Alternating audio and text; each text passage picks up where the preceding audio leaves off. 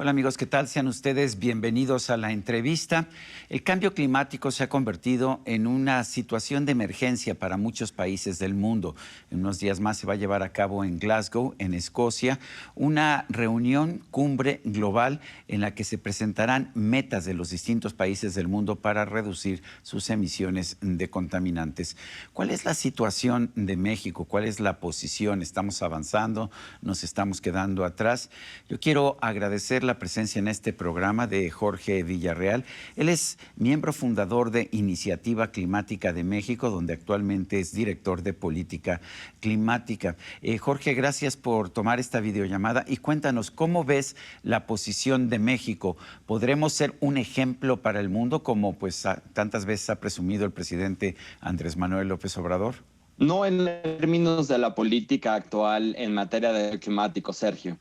Por muchos años, la tradición en materia de cambio climático en las negociaciones internacionales, en la posición de México fue de increíble liderazgo.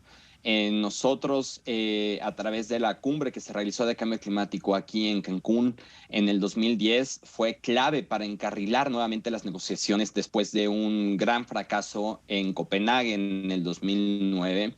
Después impulsamos muy fuerte el tema de financiamiento climático y general y tradicionalmente México ha impulsado muy fuerte la agenda climática y ahora de cara a la cumbre, a muy pocos días de arrancar esta cumbre que tú muy bien indicas se va a llevar a partir del 1 de noviembre y hasta el 12 en Glasgow, Escocia, pues México no llega necesariamente con el liderazgo que tradicionalmente hemos tenido.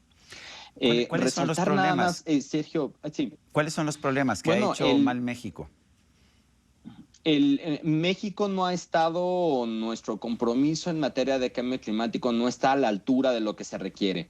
¿Qué es lo que el mundo busca para poder encontrar un parámetro de comparación que nos permita evaluar la política de México? Lo que el mundo ahorita está buscando con esta nueva COP es atender el código rojo que la ciencia nos indica de un nivel de urgencia inmediata de esta crisis climática que ya estamos viviendo y cuyos efectos experimentamos todos los días de distintas formas y de manera muy diferenciada. Pero este código rojo de incrementar la temperatura más allá del 1.5 grados centígrados, que es el lugar seguro o de menor impacto que la ciencia nos está indicando, bueno, requiere de un gran esfuerzo muy importante porque prácticamente tendríamos que estar reduciendo las emisiones en el mundo a la mitad al 2030 y tener emisiones netas cero al 2050.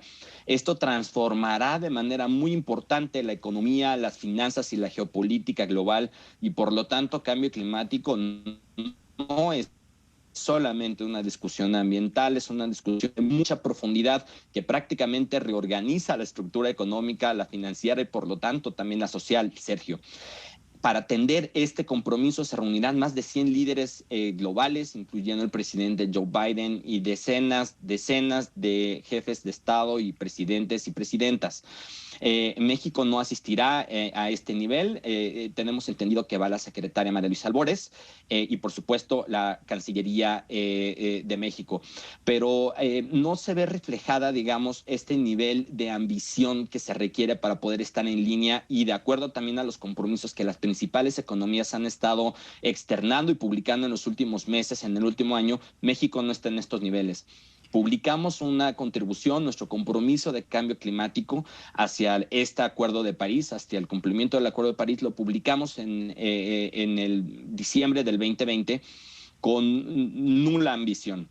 Por lo tanto, a través de un amparo promovido por una ONG, un tribunal colegiado en México decidió suspenderlo porque no es suficientemente ambicioso. No estamos en los niveles de liderazgo y de compromiso también nacional que demuestre hacia el exterior, hacia el mundo entero, que México está completamente comprometido con atender la crisis climática que, insisto, nos está afectando y tendrá un impacto muy importante en aquellas personas más vulnerables y en los esfuerzos para poder atender la pobreza y la reducción de desigualdades en nuestro país. ¿Qué opinan de la nueva legislación en materia de electricidad y la afirmación del presidente que se puede duplicar la generación de electricidad a través de hidroeléctricas?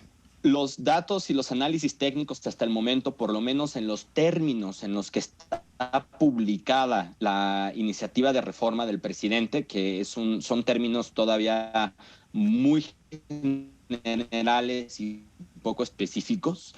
En esos términos no hay forma de que tú puedas duplicar la generación de energía renovable solamente con hidroeléctrica.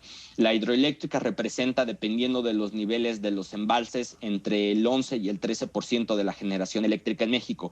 Duplicarla, o sea, o duplicar las energías renovables que suman otro 8% más, 4% si quieres sumar a la energía nuclear y una categoría más amplia de energía limpia, pues tú tienes un 20-22% de generación de energía renovable actual en tu matriz eléctrica, y duplicarla pues sería llegar al 40, 42, 44%. No lo puedes hacer de ninguna forma con solamente las capacidades instaladas en materia de hidroeléctricas, porque además los planes, hasta donde sabemos, de inversión de la repotenciación de las hidros son solamente sobre 2 hidroeléctricas, no es sobre todo el sistema. Y tampoco en el plan de inversiones de la Comisión Federal de Electricidad 2021-2027 o en el presupuesto de egresos de la Federación, nosotros encontramos un presupuesto asignado específico para la repotenciación. Para que México esté alineado en el Acuerdo de París y poder sumar a los esfuerzos globales para mantener la temperatura por debajo del 1.5 o hasta el 1.5 grados de aumento, la matriz eléctrica tendría que al 2030 abastecerse en más de la mitad, es decir, más de la mitad de toda la generación eléctrica tendría que provenir de o ser consumida de fuentes renovables. Para ello tendríamos que estar duplicando la capacidad de energía renovable existente hoy, yendo los otros en curso. Entonces, es una tarea bastante fuerte, bastante importante, y no hay forma de que en los distintos escenarios que se han corrido técnicos para modelar las emisiones y la penetración, de que se vaya a cumplir el cumplimiento del Acuerdo de París solamente con hidroeléctrica, ni aunque tengas una mínima participación de combustóleo. Nos ha dicho el presidente de la República, sin embargo, que México está aportando porque ya no va a exportar petróleo crudo, que ahora todo se va a procesar en México. ¿Ayuda eso? No, porque de todos modos tú sigues consumiendo el petróleo, no importa si no lo estás exportando, o sea, tú estás usando ese petróleo para tu consumo interno, y hay una política decidida en materia de continuar fortaleciendo los procesos de explotación y consumo de combustibles fósiles. El riesgo está en que si se incrementa la capacidad de explotación de las fuentes fósiles, principalmente de gas, que es la que abastece más del 50% de tu matriz energética, las plantas de gas con ciclo combinado, bueno, o sea, tú no tienes de dónde explotar ese gas, o sea, si no lo importas, pues solamente te quedan las reservas de gas con fracking, que las organizaciones ambientalistas decimos no al fracking por distintas razones, y además el propio presidente ha manifestado que no está de acuerdo con esta tecnología.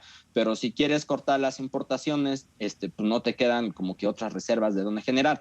Y en materia del combustóleo, o sea, de la explotación, de la refinación, digamos, la refinación genera un residuo o varios residuos. Uno de ellos es el combustóleo, que es un aceite bastante pesado, con la cual alimentas las industrias, pero también alimenta la termoeléctrica, las plantas termoeléctricas en nuestro país, que están dentro de las prioridades de despacho anunciadas por la propia Secretaría de Energía. Esas termoeléctricas no solamente emiten una importante cantidad de gases de efecto invernadero y no contribuyen en nada a reducir las emisiones para el cumplimiento del Acuerdo de París, sino que también generan una serie de distintos contaminantes y partículas que tienen un impacto muy grave en la salud pública de la población. Dice el presidente que hay que reactivar plantas que utilizan carbón, plantas de generación de electricidad que utilizan carbón por cuestiones sociales, porque es un imperativo social. ¿Qué opinas? A mí me parece muy importante colocar el tema de la transición energética justa en el centro de la discusión. Me encanta que discutamos transición energética justa, pero precisamente desde ese marco el carbón no tiene ninguna cabida en la matriz eléctrica, ¿no? El carbón tiene una capacidad instalada para generar aproximadamente entre el 7 y el 8% de la generación eléctrica, pero contamina el 22%. de las emisiones de gases de efecto invernadero del propio sector energético, del propio sector eléctrico. Desde esa perspectiva, el carbón y tampoco las termoeléctricas tienen espacio en la matriz energética en una trayectoria para cumplir el Acuerdo de París. No hay espacio en lo más mínimo.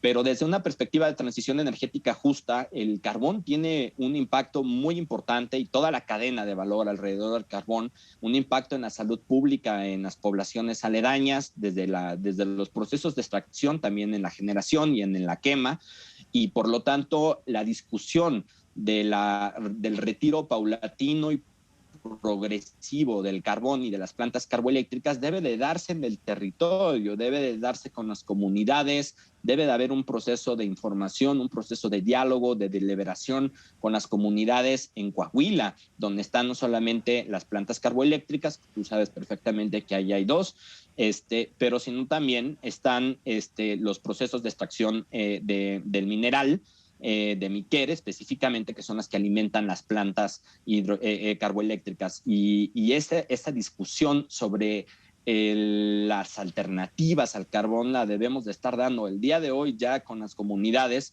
porque tiene efectos nocivos para la salud pública, tiene muchísima sensibilidad en las comorbilidades de la propia población y además de que emite gases de efecto invernadero de manera muy, muy alta, Sergio. ¿Qué opinas de la construcción de la refinería de Dos Bocas y la adquisición de la refinería de Deer Park en Estados Unidos?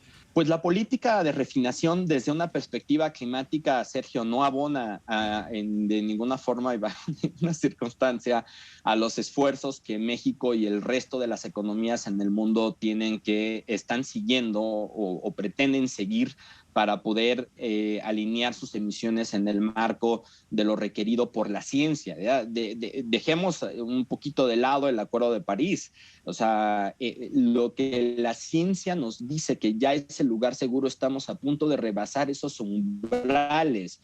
México no está exento de los impactos del calentamiento global, ¿no? El reporte sobre la situación del cambio climático en México de Conagua del 2020 es una pieza maravillosa que ejemplifica que la temperatura promedio de México se ha acelerado más en un promedio mucho más alto que en el mundo. En México ha crecido en 1.4 grados centígrados con respecto a los niveles preindustriales en los últimos 20 años, mientras que en el mundo ha sido de 1.2 grados centígrados.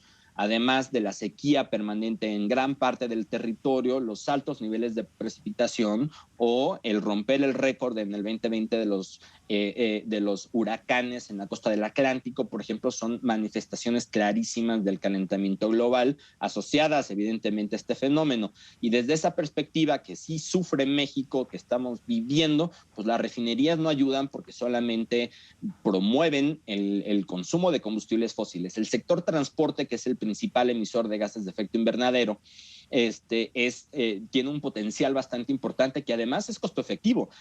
Hay medidas, por ejemplo, como las normas de eficiencia vehicular pendientes por publicar por el gobierno federal, como la 163, que limita las emisiones de CO2 para la flota nueva. Son emisiones que no le generan un costo al país, no hay un costo para la cuenta pública, que además las propias empresas tienen la tecnología para poder hacerlo, porque son normas europeas o alineadas a normas europeas y estadounidenses, en donde se cuenta ya con la tecnología y tampoco les cuesta mucho, pero no hemos publicado esas normas altamente ambiciosas en cuanto a la restricción de las emisiones de la flota nueva, no sé por qué razones. Y ahí estamos perdiendo una oportunidad valiosísima, ¿no? Y eso te disminuye justamente la demanda de los combustibles de la gasolina de forma específica, ¿no? También está el que no hemos cumplido, por ejemplo, con la norma 044 de abastecimiento de diésel ultra bajo azufre, que también reduce el carbono negro, reduce contaminantes de forma importante y ayuda a reducir las emisiones en el sector de transporte pesado. Una penetración más alta de electromovilidad también es muy importante, principalmente en transporte público masivo, pero también en flota ligera y flota pesada, ya hay la tecnología, entonces no tenemos la Estrategia Nacional de Electromovilidad que nos ayuda a reducir la necesidad o la demanda de la gasolina y el diésel, y en ese sentido pues no tendríamos que refinar, la refinación está para afuera en el mundo. Ya con los anuncios de electromovilidad, la refinación va para afuera. Jorge Villarreal, miembro fundador de Iniciativa Climática de México, gracias por esta conversación. Gracias a ti, Sergio, un gusto. Y a usted, amigo televidente, que hace posible este programa, se lo agradezco también. Esto es todo por hoy, pero no se le olvide. Nos vemos la próxima.